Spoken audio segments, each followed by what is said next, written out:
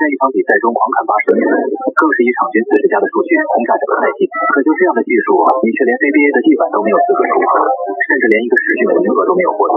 就连你的队友看见你都嘲笑你只不过是个废物。至于你13岁才1.40米，根本没有篮球基本的天赋。相比于你13岁的好友阿联，这时已经1.92米，所以你的技术再好，都没有人相信你有未来。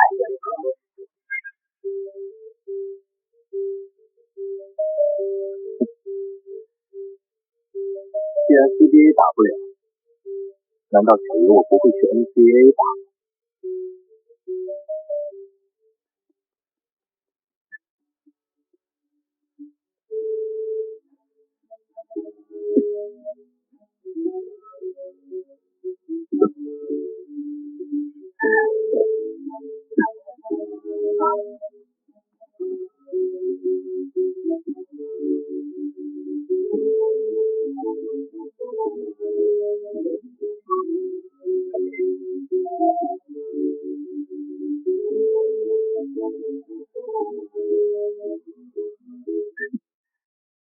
终于又点亮一个徽章了。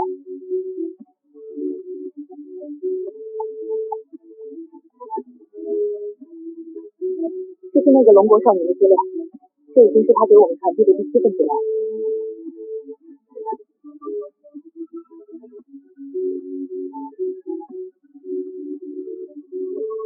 他的各项能力可以说都在同龄中都属于完美级别，可偏偏就是最重要的身高上。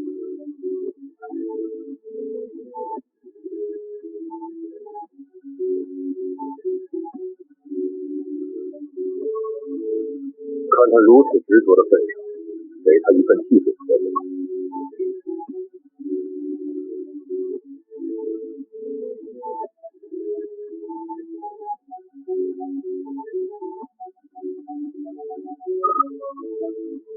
难道只能这样吗？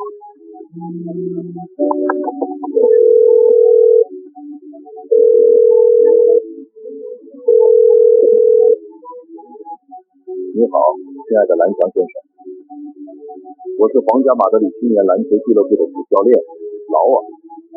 我们诚挚的邀请你们加入我们的俱乐部，当然，你也将会成为队内的首发得分后卫。好。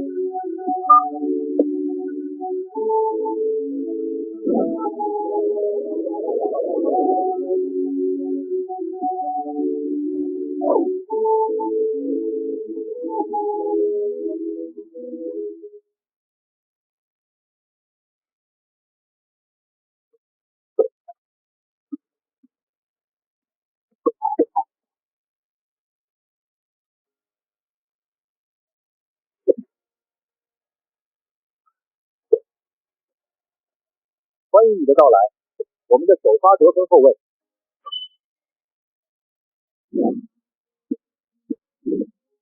就他也能打首发，凭他1.6米的身高，还是凭他黄色的皮肤？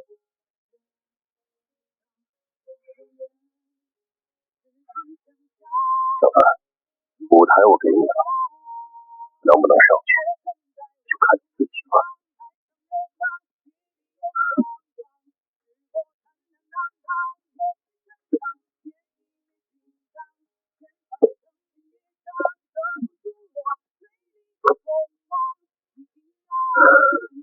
来吧，我希望你的篮球能和你的体一样厉害。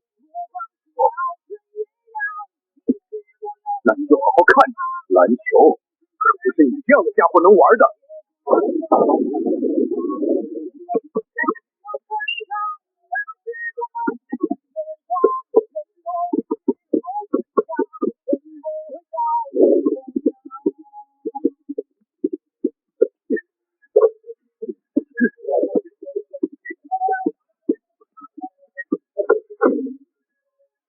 这家伙的力量好强啊！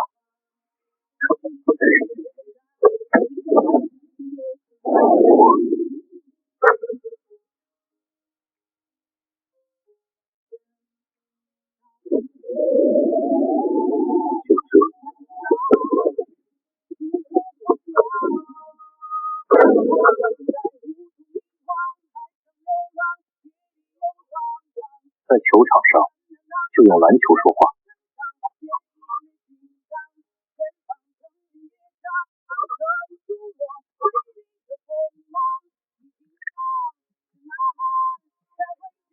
这家伙比我当初见到他的时候又强了许多。我到底在龙国捡了一个什么怪物回来？去年巴塞那群家伙弄来一个加索尔，把我们压制了整整1年。我把他们屎给打出来，算他们拉得干净。嘿，哥们，刚刚那球真是太酷了！欢迎你来到球队，我叫路人甲。蓝翔，来自龙国，以后请多指教。在你人杰解胜后，皇马的一群小花菜也终于认清了你的实力。而此刻的你回想这些年的一路走来，心中难免也有些感慨。童年的嘲笑，后来的打压，直到现在的首发，让你一路走来都如此如履薄冰。但如今的你知道，这只不过是个开始。你最终的梦想一直都是篮球的最高殿堂 NBA， 而在此时的欧洲联赛只不过是你通往 NBA 的起点。但是西班牙现在一共有4个等级的联赛，是由180球队组成的，其中你现在就处于第4等级的青年联赛，再往上是由24支球队组成的3级联赛普拉塔，以及18支球队的2级联赛欧柔和最高级别的 ACB 西甲联赛。想要通往 NBA 的舞台，你就必须从第4联赛打入最高联赛，然后通过选秀进入 NBA。最初你的想法就是在 CBA 打出名声，然后进入 NBA 选秀。可惜因为某些人的歧视以及自身的原因，不得不另找办法。于是在你13岁的时候，连续2年不断的给 NCAA 的管理写信，想要通过现实版的肖申克的救赎来获取他们的关注。幸运的是你成功了，并且获得了前往 NCAA 的资格。可惜的却是一个连奖学金都没资格拥有的替补球员。而在 NCAA 中打球有个不成名的规定，没有奖学金的球员是不可能首发的，甚至连上场的机会都没有。所以你不想为了那没有诚意的邀请浪费时间。好在同是欧洲联盟的皇马教练注意到了你的存在，并且保证给你一个首发位置的诚意打动了你的心意，于是就有了之前发生的一幕。好了，让我们一起欢迎我们的新伙伴，来自龙国的蓝翔。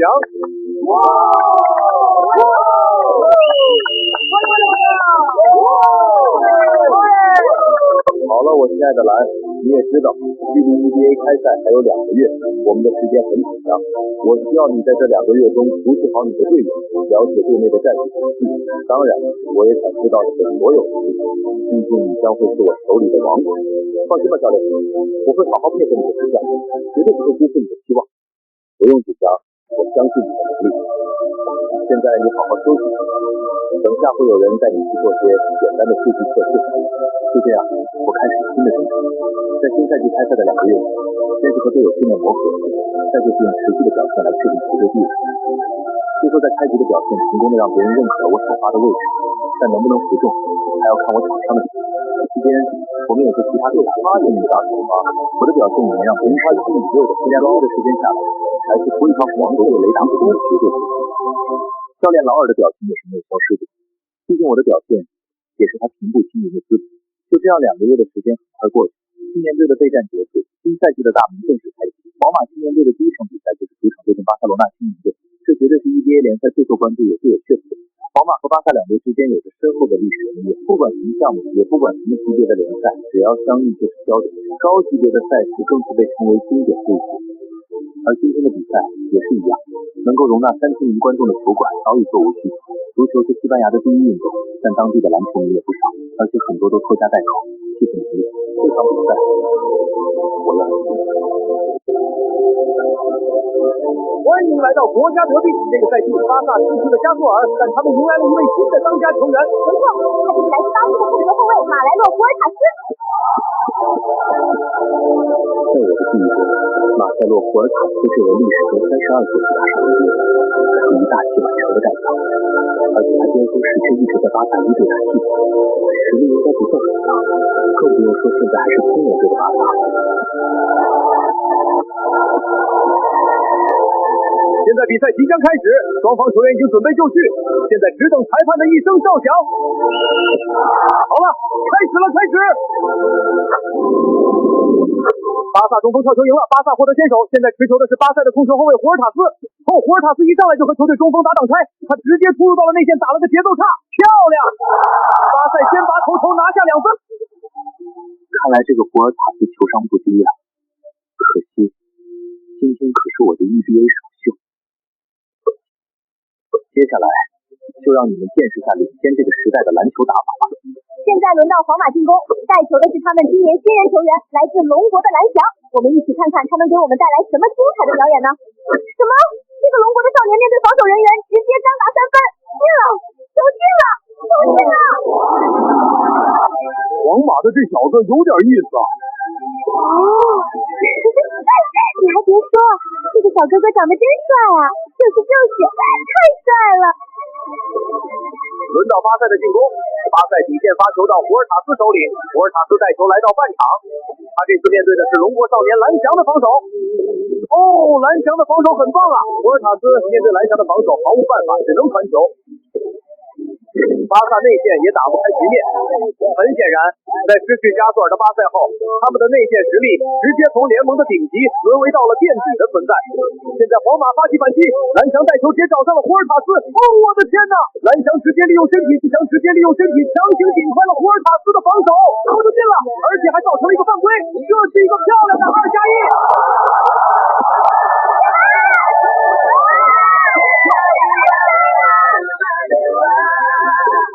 亚洲来的小子是哪里冒出来的？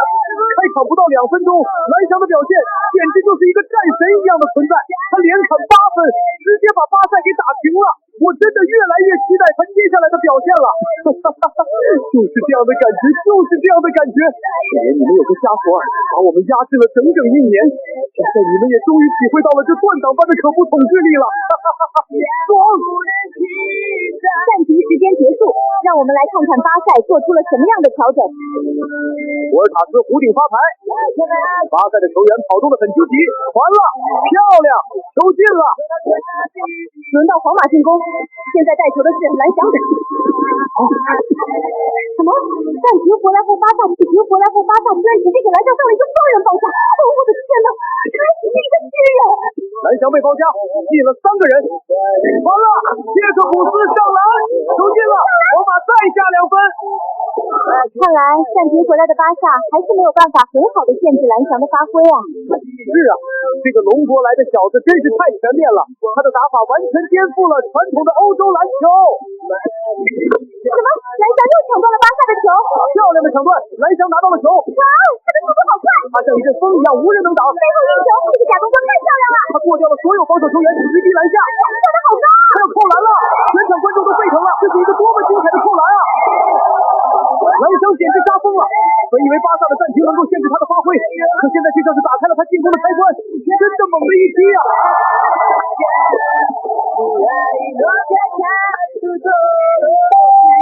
恭喜宿主成功解锁快攻终结者和快攻终结者徽章，拥有小幅度提升快攻时的速度和成功率。终于在经过了多年的努力，你在今天彻底爆发，同时也给你解锁了新的徽章。你也是开心的笑了，很久都没有这么开心了。这里有更强的对手，有相信你的队友，支持你的教练，还有喜欢你的球迷。虽然这里不是龙国，可相比在龙国受到的种种不公平待遇外，这里就是你梦想起航的地方。看透了这点后，于是你在接下来的比赛中更加的认真，残忍地暴打了巴萨整个球队。最终皇马在揭幕战以78-46屠杀了巴萨，为新赛季迎来了一个霸气十足的开门红。而这场比赛你一共出场3节，以12投11中，3分球5投4中，罚球4罚4中，几乎于100%的命中率砍下30分、5板、6抢断、3助攻的豪华数据，完美的奉献了一场绝对爆炸的首秀。虽然青年队的数据并没有什么实际性的参考价值，但是你的表现已经让皇马的球迷记住了你的名字。一个15岁来自龙国的少年，他们相信你的前途将无比闪耀，而这一切都是你想要的。因为想要进入 NBA， 你就必须进入西甲的最高联赛，只有进入 ACB 西甲联赛，你才能得到足够的关注。你的目标一直都是 NBA， 可惜你目前只有16岁，想要一步进入最高联赛，只能一步一步的从最低级的联赛开始。还有一个就是你的最大秘密，在拥有了系统后，只要在5年内完成任务，你就能长到1.95米的黄金身高。但是经过在国内的3年沉淀，你距离系统规定的5年也马上到来，所以为了到达系统的要求，你必须在这2年内打进 ACB。至此，你将鱼跃龙门，迎来自己的巅峰状态。以1.95米的绝对天赋，展展现在世人的眼前。可在欧洲联赛中，你就是一级一级的往上打，最少也需要3年的时间。到过了这个时间，就算你打到了最高联赛也都晚了。所以你想到的最好办法就是跳级，从第4联盟打1年来，证明你的实力，直接跳入第1联盟的序列。这个办法在你之前就有很多欧洲球员通过自己的天赋实现了跳级。其中最让人瞩目的就是去年的保罗加索尔，他就是在巴萨青年队打了1年后，直接进入了最高的 ACB 联赛，而后又打了3年 ACB 后，正式进入 NBA 球探的视野，从而进入选秀，并且在第1轮以第3顺位被老鹰队选中，从而走向了他人生巅峰的开始。所以在接下来的几场比赛中，以更加努力的表现自己，犹如人间杀气一般，横扫整个青年赛事。第1场比赛上场3节拿下30分，第2场比赛又是39分独断万古，第3场更是放飞自我，怒砍45分震惊皇马。可这一切都还只是开始，真正让你响彻 EBA 的是你在第4场的比赛。这天你如同天神下凡，以一己之力在学生队头上狂砍81分，彻底打破了人们对欧洲篮球的认知，疯狂的让人头皮发麻。81分啊！此刻的你应该还在冷板凳上吧？等我。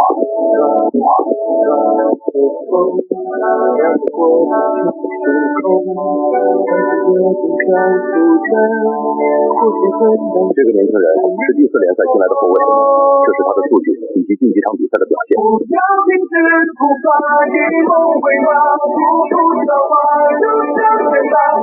很不错的孩子，让他升到我们这里来吧。普拉塔的舞台更适合他。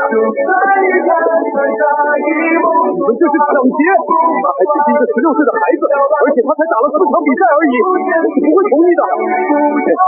别以为我不知道你小子打的什么球，我劝你还是放手吧。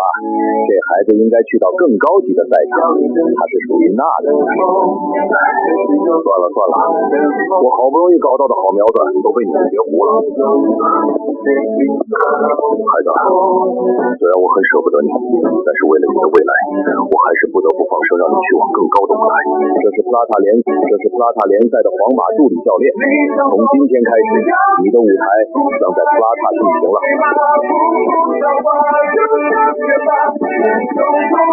这么说，我是升级了。我知道这天迟早都会到来，但是我没想到居然来得这么快。当然，就算我离开了这里，你都将会是我的体能教练。您对我很重要，去吧，去尽情地展现你的天赋。你是我带着最棒的孩子。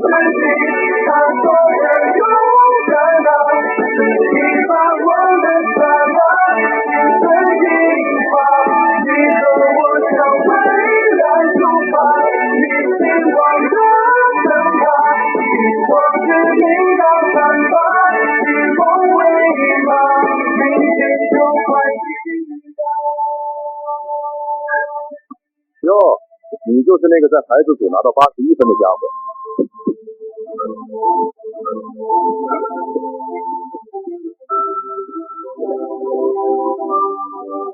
你想欺负我吗？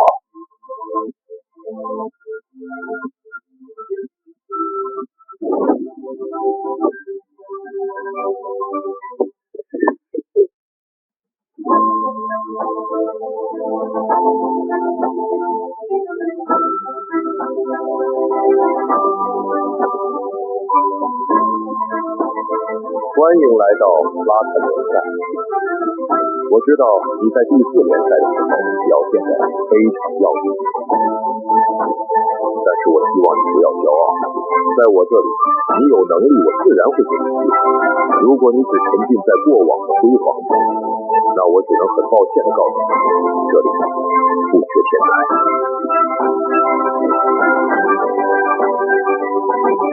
就这样，你来到普拉塔后，除了训练就是跟队比赛，并没有一进队里就获得出场比赛的资格。这也是西班牙联赛升级制度下所避免不了排资论辈的弊端。所以冷板凳和饮水机变成了你的日常。好在你已经做好了心理准备，相信只要有实力就可以打破这种弊端。于是在这期间里，你的训练比以往更加刻苦，而每天高强度的训练让你的实力也在不断的变强。时光冉冉如白驹过隙，你所付出的努力也终于得到了回报。在你勤奋刻苦的表现下，普拉塔的主教练也决定给你一个机会。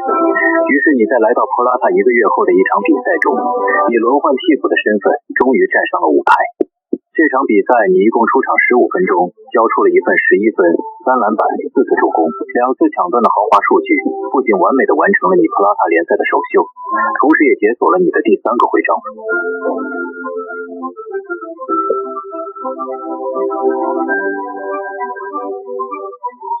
恭喜宿主解锁青铜级远距离神射手徽章，此徽章能让你小幅度提升远距离投篮稳定性。现在拥有场上阅读徽章、快攻徽章和远距离神射手徽章，那我不是一个妥妥的双能性后卫了吗？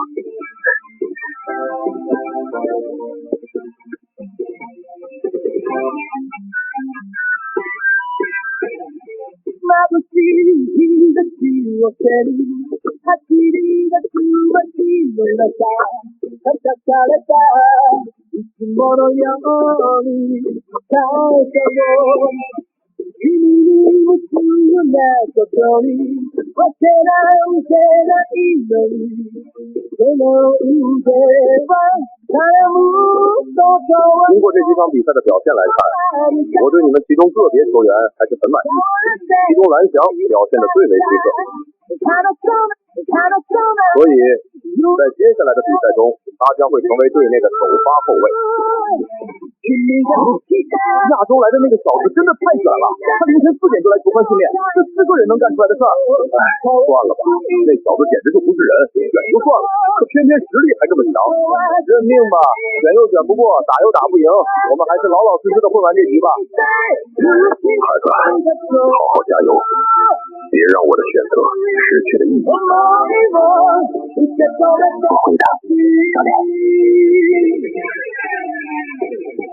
ざわめいたフロアに息は失せる。刚刚来到皇家马德里篮球基地场，今天的比赛是皇马坐镇主场迎接马德里竞技的挑战，这也是他们这个赛季的第一场同城德比。在那里走走，你跑，你跑走。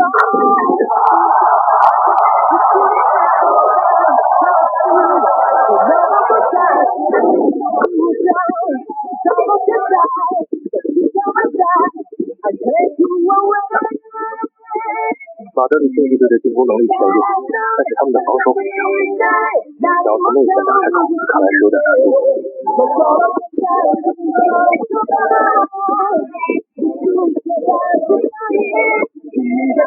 马竞防守阵型很扎实，但外线66号的位置似乎有回声可走。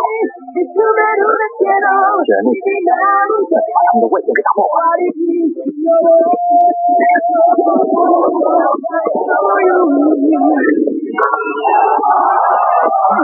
又进了！皇马的时候连续2次打进，开始不到1分钟，他一人就拿下5分，这个小家伙真的太棒了！是啊，我记得他还1个月前还是第4联赛的球员呢。今天看他的表现，这已经完全适应了第3联赛的节奏了。好美啊，还给这小子装上了，还是要给他点颜色看看。可恶，这小子嫩小的身体力量是这么强，得到了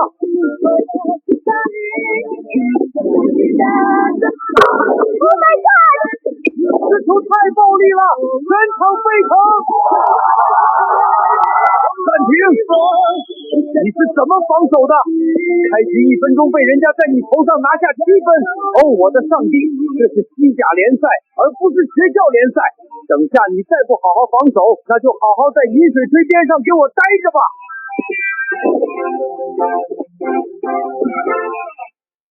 小子，你死定了！我是不会再让你拿到1分的。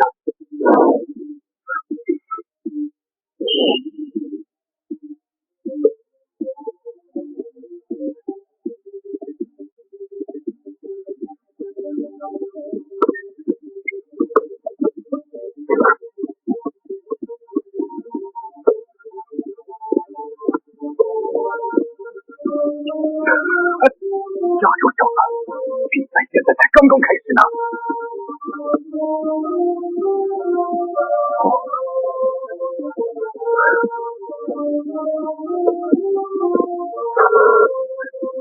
你刚刚说啥？我好像没太听清。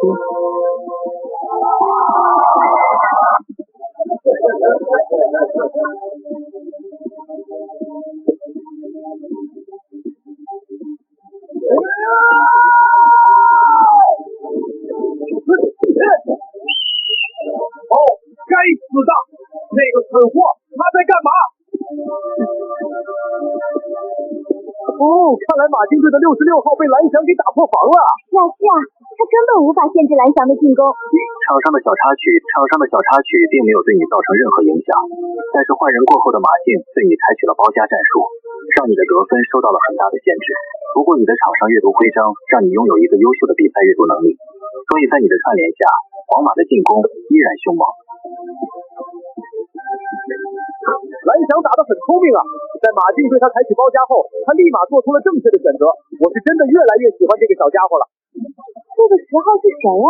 以前怎么没见过？他叫蓝翔，是从第4联盟打上来的。防守，给我盯死他！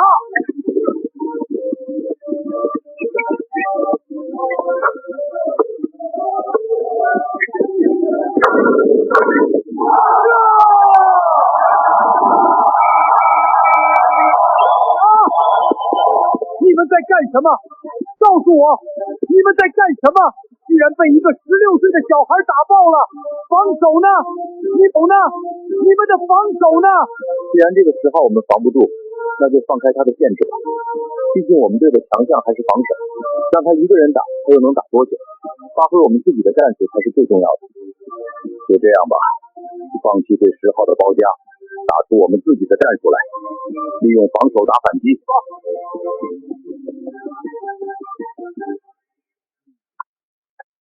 就这样，马竞放开了对你的限制，而这样的决定也让他们取得了一定的效果。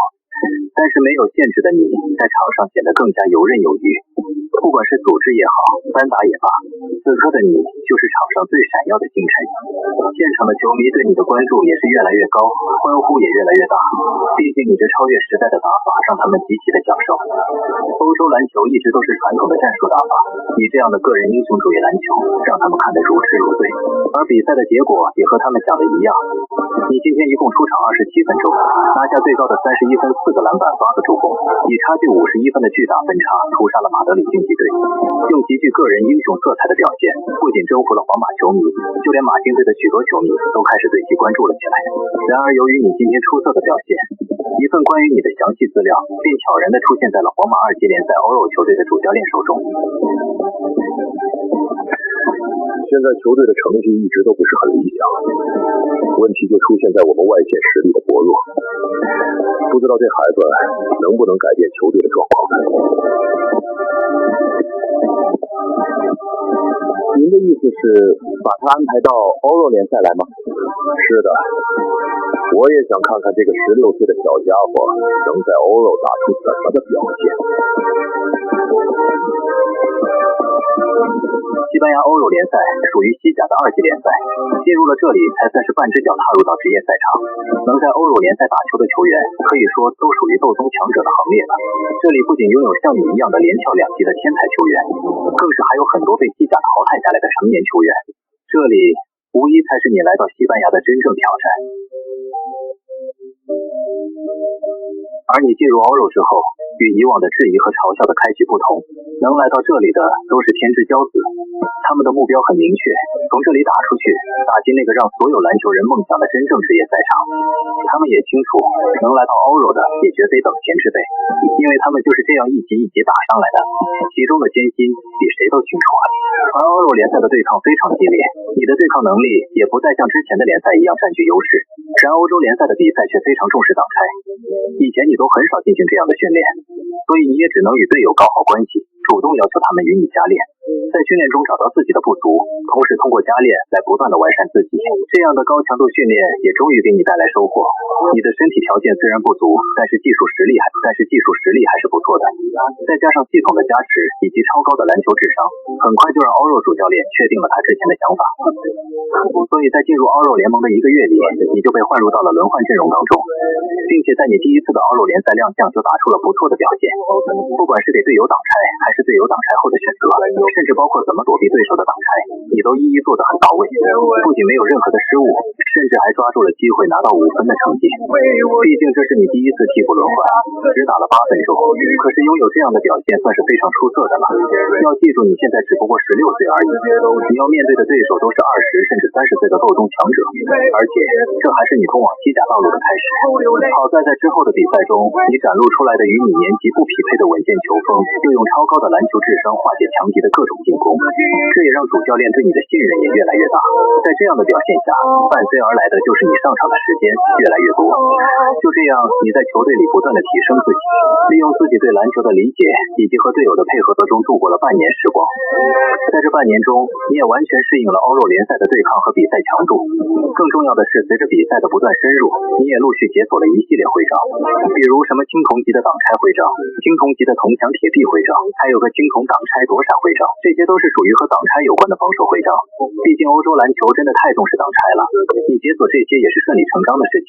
然而这半年多的时间里，你除了新获得的这3个徽章外，最让你欣喜的是球场阅读徽章升级到了白银级别。这个徽章有助你提升自己的篮球智商和对战术的了解，同时对掌握比赛的节奏更加得心应手，而且带来的效果也是立竿见影的。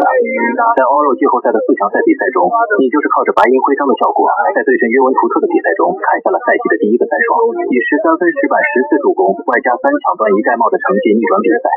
而这场比赛也成为了系列赛的重要转折点，皇马就是凭借这场比赛的胜利成功打进了决赛，并且拿下了最终的冠军。你也是凭借那场比赛的出色表现当选了欧肉联赛的4强 MVP。 就这样，在欧洲联盟的1年时间里，你靠着自己的努力外加一点运气，拿到了属于自己的第1座 MVP 奖杯。虽然只是2级联赛的奖杯，含金量有限，但也足够耀眼了。要知道，在你之前就从来没有龙国球员能够在欧洲联赛打出来，哪怕是在低级的联赛也没有。而现在的你打破了这个先例，可惜如今龙国的球迷并没有多少人关注到你的存在，他们只关心谁会是第1个登陆 NBA 的龙国球员。嘿，哥们，下个赛季见了，下赛季见。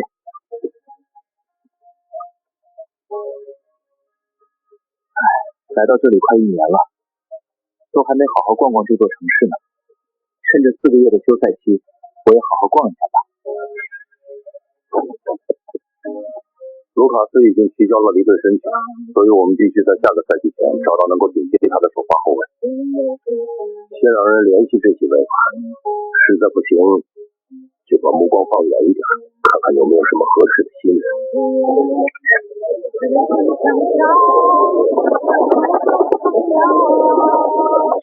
年啊，我记得今年的世界杯好像会报个大冷门，要发财了，发财了！前世这场比赛可是让我差点上了天台，这次我不连本带利的拿回来，就对不起我重来一次的身份啊！只要你目光是要追月亮，是不拥有何知道了。在青春之间流浪，也不负这把风望，因为时光漫长，看世中温暖有光，人多年之后会想，人不会少年模样。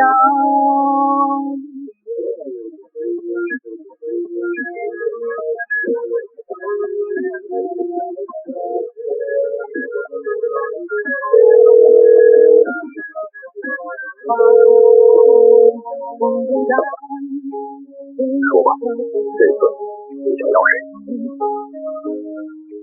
蓝翔。我知道了。如何苍凉。巴波罗拉索，皇家马德里西甲男篮主教练，他可以说是用一生都奉献给了皇马的主教练。皇马在他执教的11年间，率队获得了22座冠军奖杯，其中就包括2次欧洲篮球联赛冠军。他还是皇马男篮队史执教场次最多和获胜场次最多的教练。好吧，还是被这老家伙盯上了。在青春之间流浪，也不负这场梦望。因为你光芒万丈，但始终温暖有光。人多年之后回想，人不会少年模样。嗨，教练。孩子，虽然我很舍不得你，但是你的优秀让我知道，你的舞台始终是更大的赛场，对吧？西甲最高的舞台已经向你展开了。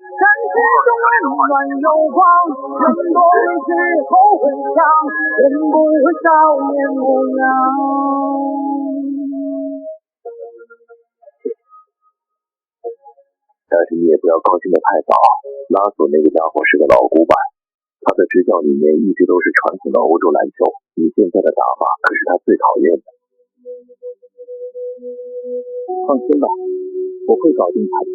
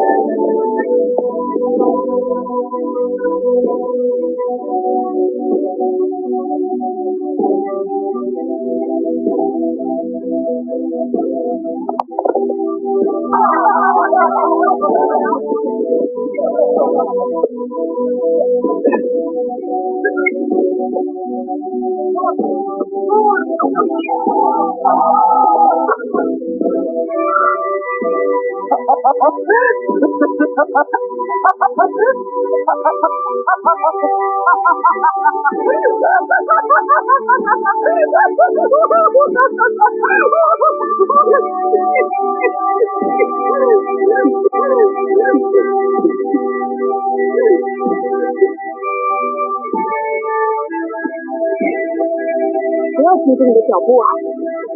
你继续前进吧。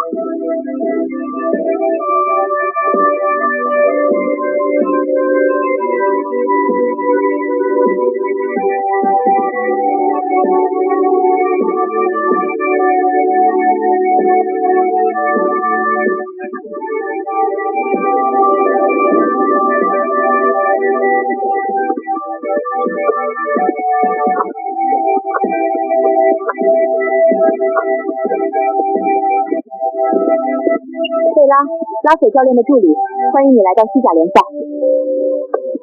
蓝翔，以后请多指教。这位是皇马主教练，拉索教练。您好，感谢您的信任，让我有机会来到这里。我看过你的比赛，你是个很不错的孩子，继续加油吧。好了，我的孩子，你能来到 ACB 就已经证明了你的天赋。但是篮球从来不缺少天才，虽然你的各项数据都非常的优秀，但是你要明白，身高是你现在最大的短板。欧洲篮球讲究的战术体系，简单来说，篮球是5个人的运动。你之前的表现虽然精彩，但现在是 ACB 联赛，你的对手也将是真正的职业球员。你明白我说的吗？果然和传闻的一样，皇马主教练的执教理念都是传统的欧洲战术体系。我这种超越时代的打法还是不被他认可的。毕竟直到2011年罗斯的横空出世，进攻型后卫才被世界所接受，而投射型后卫还要等到2014年库里出来才被世人认知。看来想要被认可，又是一段漫长的路要走喽。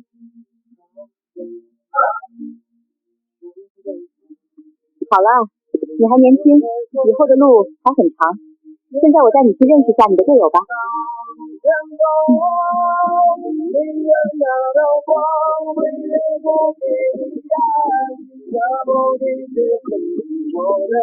他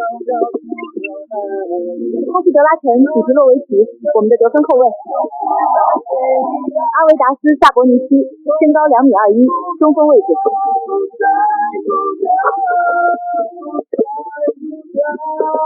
德扬·博蒂罗巴，首发大前锋。我的乖乖，这些都是欧蓝的超级巨星啊！萨博尼斯，这个内线怪兽是把 NBA 众多巨擘都给打服的家伙。还有那个叫彼得洛维奇的，在 NBA 的第5年就打出了场均20加的表现，可惜他是个倒霉蛋，正要发光发热的时候却被车给撞大运了。至于这个德扬·博蒂罗加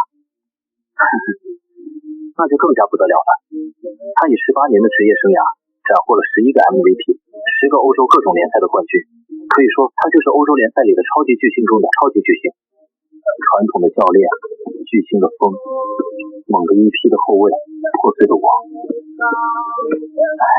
前路难啊！就这样，成功用1年时间，就连跳3级的龙国天才少年，在 ACB 开始了他新的饮水机生涯。好在这样的生活他以前没少经历，倒不会因为上不了场而心生抱怨。他相信路是自己走出来的，只要给他机会，终会改变的。ACB 的强度果然比欧肉联赛的强多了。虽说经过1年的成长，我已经拥有1.76米的身高，但是在这里身高还是吃很大的亏。以我目前的能力，想要在场上打破这样的局面，只能加强我的投篮距离了。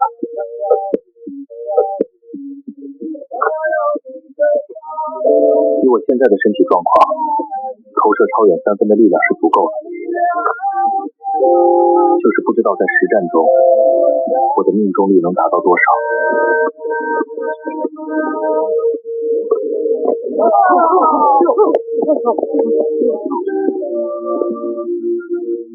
韧带拉伤，最少要休养1个月的时间。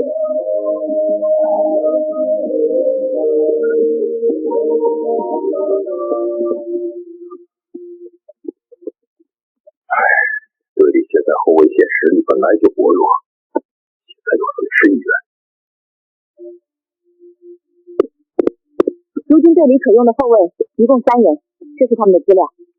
另外，这是下个月我们将对阵的几支球队，其中有2支是以后卫为核心的。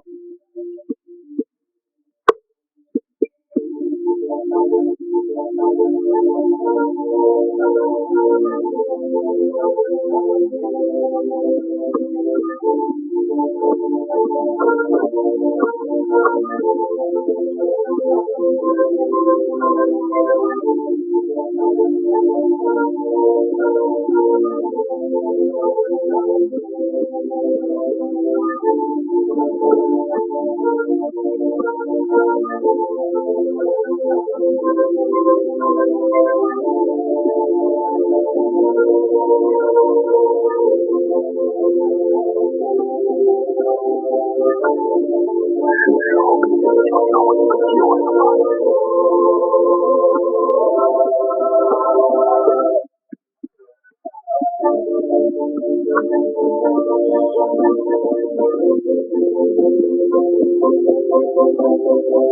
好了，大家过来一下。现在我宣布下场比赛的人员名单：萨博斯首发中锋，那个谁替补中锋；博蒂罗加首发大前锋，那个谁替补；诺维奇首发得分后卫，并且替补。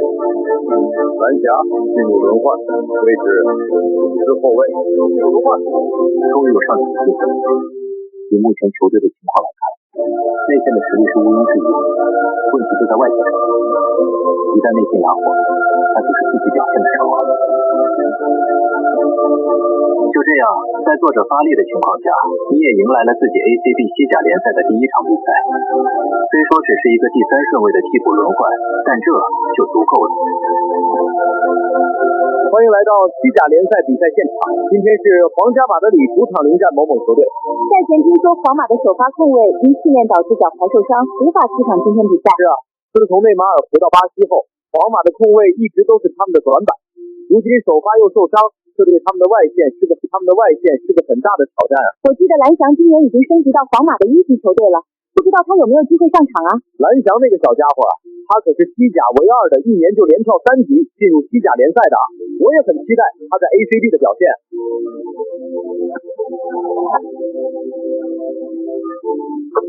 比赛开始，双方跳球，某队率先进攻。他们的组织后卫是来自葡萄牙的35号，身高1.87米，拥有优秀的组织能力。21号跑动非常积极啊！35号传了，21号球员拿到球，他迅速推进，好一个胯下变向，他的速度太快了！挡拆，漂亮的配合，21号绕过掩护，杀向篮下，空中拉杆，又过了，出界了，漂亮的突破上篮！21号球员展现了他超强的个人能力。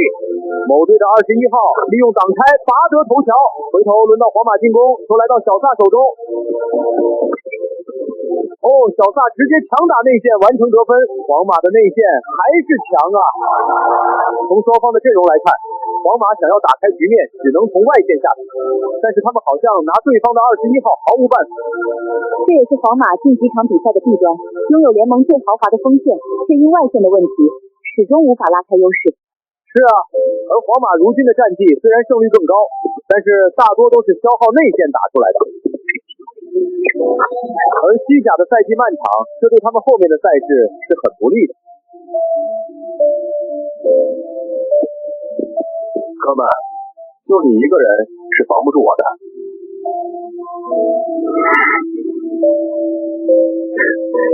看好了，我过你就像过清晨的马路。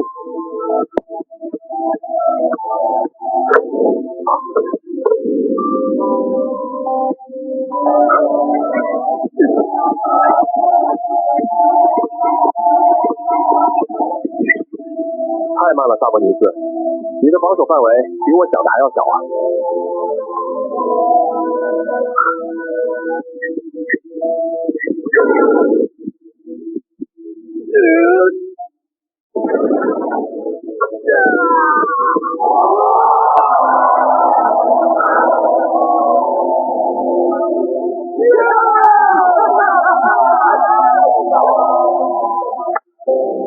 都打起精神来，比赛才开始，能把球给我，我们打回一个来。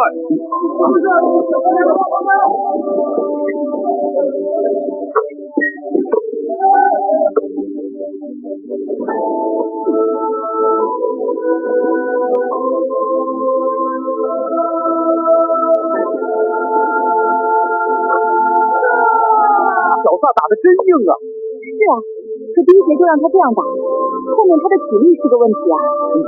现在就看皇马的外线什么时候能够打开进攻的开关了。这个21号有点意思，进攻节奏不错，就是防守能力差点。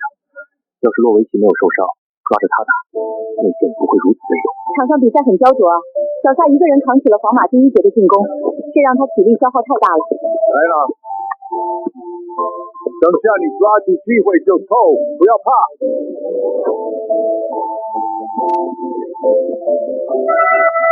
拉索教练换上了7号，这是要加强外线投射能力啊。是啊，如果再不分担内线的压力，皇马下半场就难了。哟，新来的，会投篮不？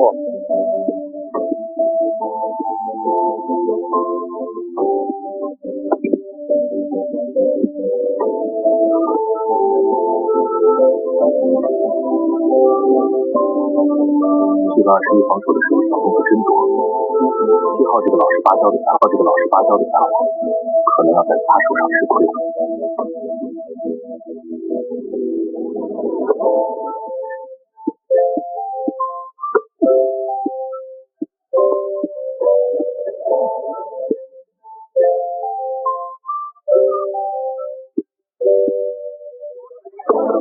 果然7号想要单吃还是差点火候。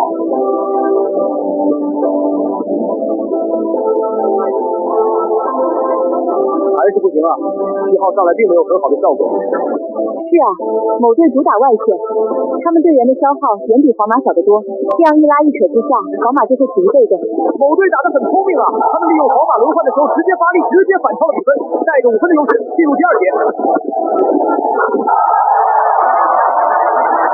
皇马的后卫线真烂，就他们这样，这个赛季也就这样了。你可不是来了个亚洲人，为什么不让他上？你说的是蓝翔吧？我也记得他，青年赛的时候猛的一笔。是啊，上了 ACB 后就没见过。现在你上，给我把21号钉死。好的，教练。哦，蓝翔是蓝翔，皇马换上了蓝翔。这个小家伙终于上了，我可是期待了很久了。那个就是蓝翔啊！是啊，3场81分啊，这小子贼猛。哟，皇马这是没人了，靠你一个小学生上来了。等下你可别被小学生给打爆了。小子，你很勇啊！是啊。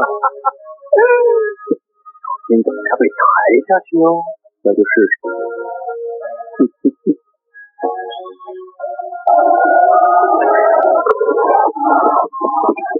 小子，这场好像是你的首秀吧？真遗憾，我要让你的首秀拿个鸭蛋。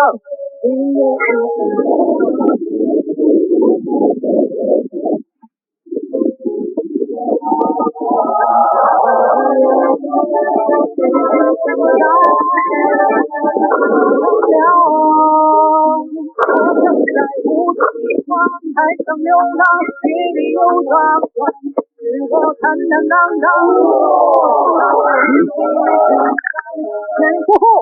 蓝翔一上来就展现了他的个人天赋。我操，这就是那个亚洲小子！是啊，屌不屌？就问你屌不屌？把球给我，再给我！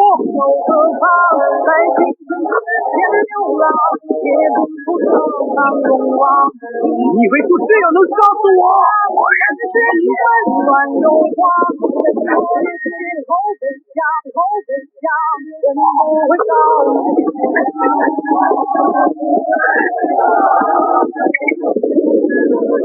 就想就凭你！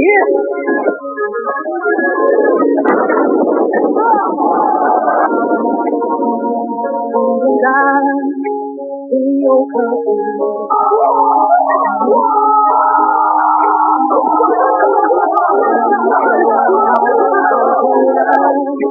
事情想想，如何商量？杀疯了！蓝翔这小子他杀疯了呀！太帅了！是我坦坦荡荡，他一直都这么勇的吗？我就知道这小子行的，前几场为什么不让他上？我不就是我要他的所有资料，我要他！你小子藏得挺深的啊，平时训练也不见你这么猛啊。哪有，我都是听教练的安排。那个老古板就知道使唤我，一个赛季下来，我都要累死在球场上。这场比赛你就放心打，我在内线给你兜底。那就麻烦老哥帮我多抢几个篮板了哈。你就使劲的投，其他的交给我。那就先谢谢哥了。虽说刚刚2球表现的亮眼，但是稳妥的，我还是先好好的做好控球后卫的事，先让主教练慢慢认同我的打法，这样才能保持长期的上场时间。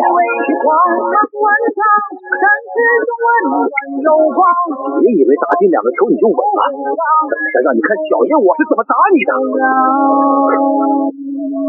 白痴。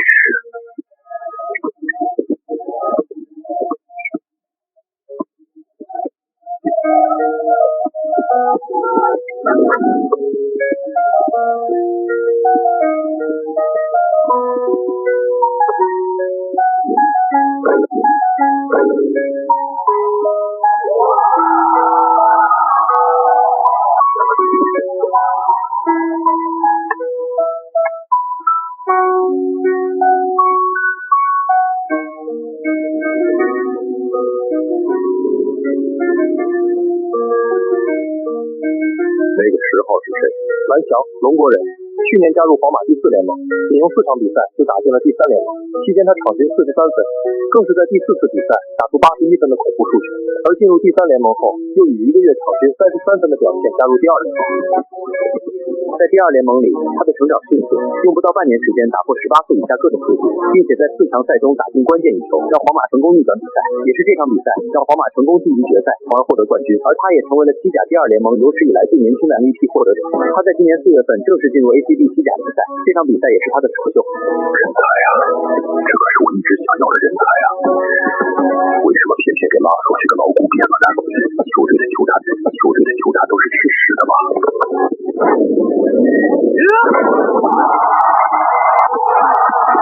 开了，皇马的进攻开关终于开了，这一切都是蓝翔上场后所改变的。是啊，蓝翔上场后先是限制了21号的发挥，然后通过个人的能力，先是在外线发力，再是吸引防守，给内线制造机会，真的太会了。暂停。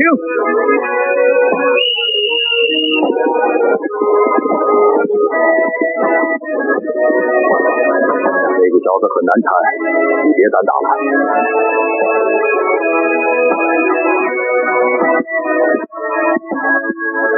打得不错，等下继续。好的，教练。你小子的传球真舒服，等下接着来。我喜欢你的传球。很显然，蓝翔上场后，皇马的进攻等级不止提升了一个档次。是啊，就连外线的防守也得到了很大的提升。毫无疑问，蓝翔就是皇马目前最需要的控球后卫。他的能力足以让皇马这台机器跑得更快、更强。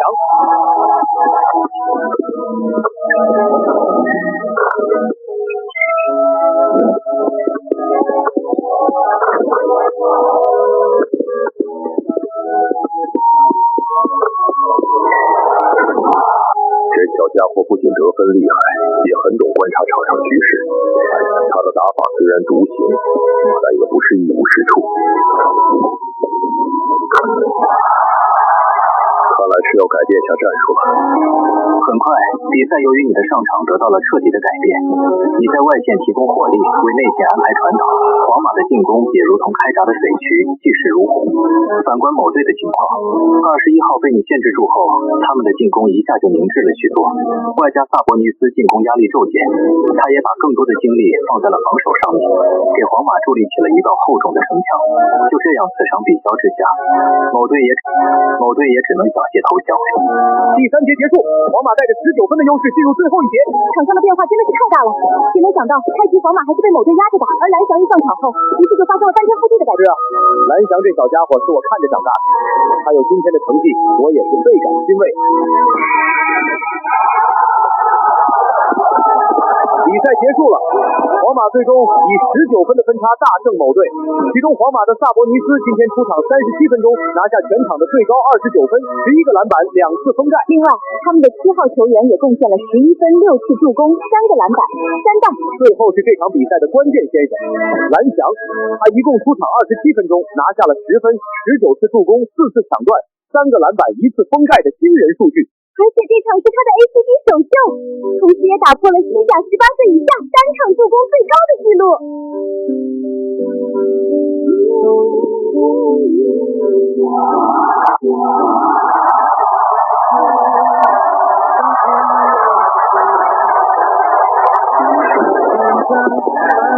等下让蓝翔来我办公室。好的。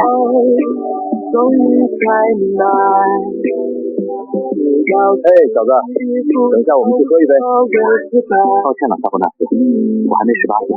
哥们，你还没18？好吧，你的样子也确实不像成年了。现在的年轻人都这么猛的吗？去年巴萨也来了个年轻的小家伙，他和你一样，都是1年连跳3级。那个叫加索尔的是吧？他可没蓝航这小子这么变态。他现在还在巴萨的饮水堆边上坐着。来，等下去下教练办公室，还有事找你。好的。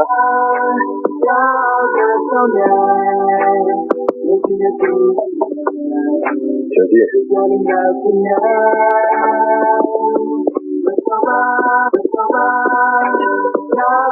教练，您找我。孩子，你今天表现得不错，都是教练教得好，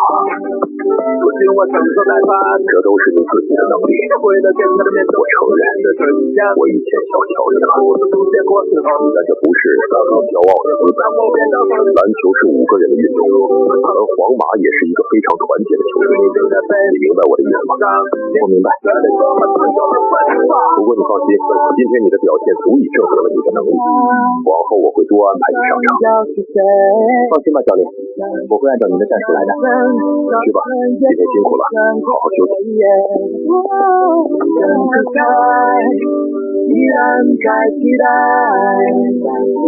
季夏联赛，我来了。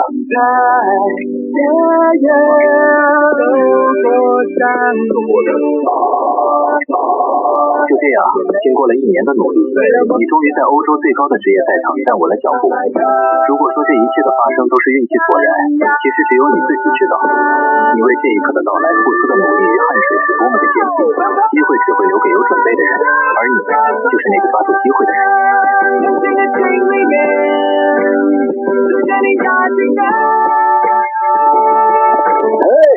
你是皇马的10号小家伙吧？是啊，老伯。加油，小伙子！我可是皇马20年老粉了，我很看好你。好的，老伯，我会加油的。我先回去了。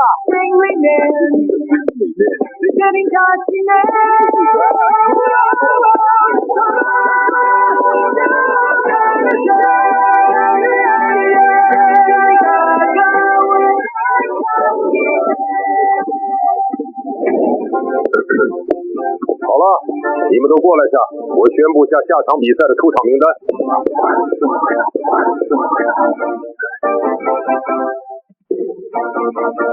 中锋萨博尼斯，大前锋博蒂罗加，小前锋12号，进攻后卫洛维奇，控球后卫蓝翔。